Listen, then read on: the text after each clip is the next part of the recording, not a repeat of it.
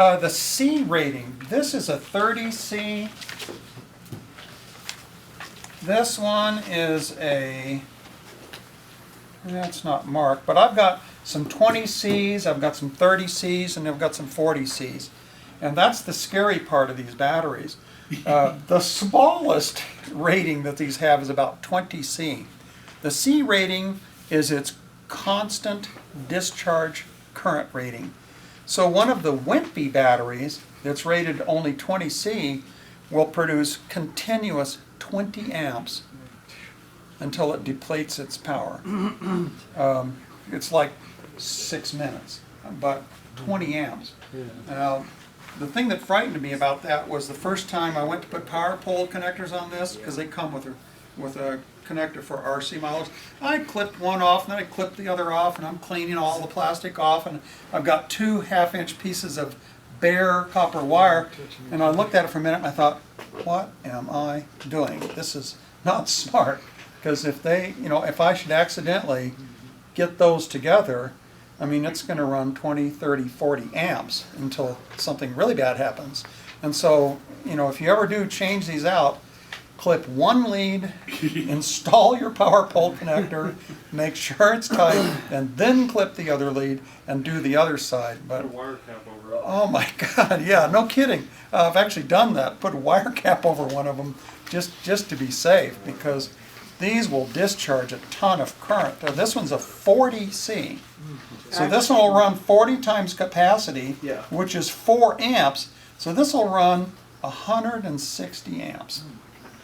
Not for very long. Not for 3 or 4 minutes. But see, that's what the RC guys need. They don't need long time. They want current. They want current, because the RC stuff is real current hog.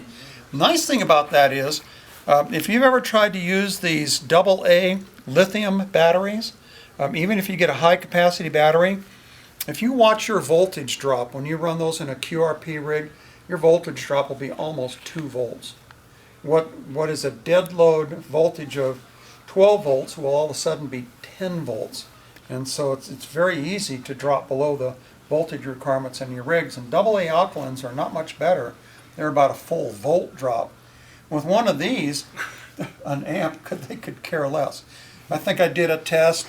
Yeah, in fact, I think it's even, it's at the bottom of that voltages of different battery types.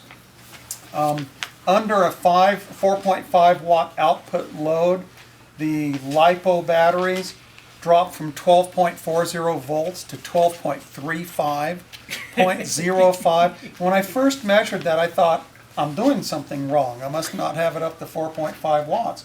And the LiFE's, not much worse.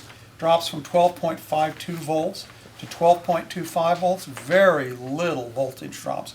So that's a beautiful thing about these batteries. Their voltage is very stable, and it's a very level taper too. I mean, their voltage really doesn't go down until they're pretty well depleted.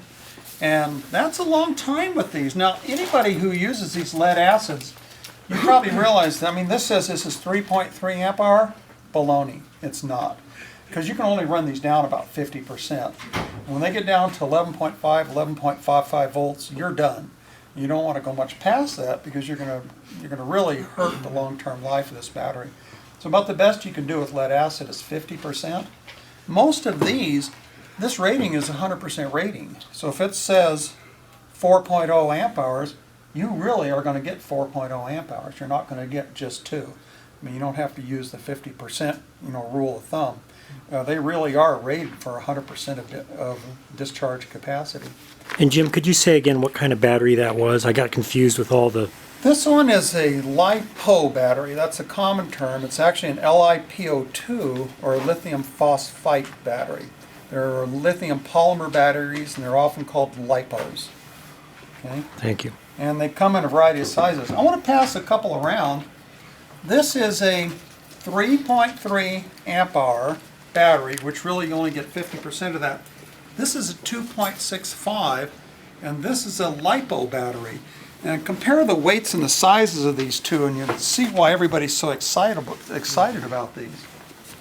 Instead of putting a brick in your pack. Yeah. Put a little envelope. Let's see what else. Oh,